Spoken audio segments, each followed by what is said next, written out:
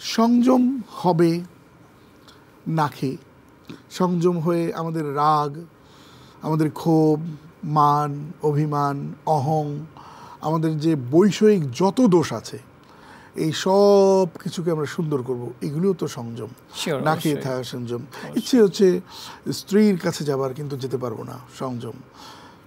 তো এইগুলো তো একটা দিক আছে, কিন্তু আমার বৈধ টাকা, অবৈধ আয়, এগুলোর ব্যাপারেও তো সংযম নিশ্চয়ই। আপনি কি বলবেন? অবশ্যই আমাদের সংযম বলতে আমরা যে বিষয়টা বুঝি ব্যালেন্সড লাইফ লিড করা। একদিকে যেমন সংযমতা, আরেকদিকে হলো ব্যালেন্স রক্ষা করা। তো এই ব্যালেন্স, এই ক্ষেত্রে আল্লাহ তাআলা বিশেষভাবে ব্যবসা বাণিজ্য বা মাপ, এই সকল ক্ষেত্রে বিশেষ জোর দিয়ে বলেছেন আউফুল কাইল ওয়াল মিজান বিল কিসত। তোমরা ব্যবসা বাণিজ্য যখন করবে, যখন কোনো কিছু মাপবে, ওজন করবে, সেটা অবশ্যই তোমরা জাস্টিসের সাথে ন্যায়সঙ্গতভাবে সেটা পূরণ করে দিবে, কম দিবে না, কোনো ডিফিসিট করবে না। আরও যদি একটা কোরআনের আয়াত যেটাকে অবশ্যই মেনশন করতে হয়, আমরা সবাই জানি ওয়াইলুল লিল মুতাফফিফিন, যে ধ্বংস, ডিস্ট্রাকশন ফর দি বিজনেস, যারা বিজনেস করে তাদের জন্য।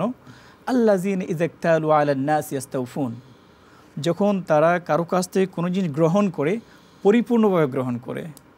ওয়াইযা কালুহুম আও ওয়াজানুহুম, আর যখন তারা কোনো কিছু ওজন করে কাউকে দেয়, হ্যাঁ, ইউখসিরুন, তারা কম দেয় বা ভেজাল দেয়।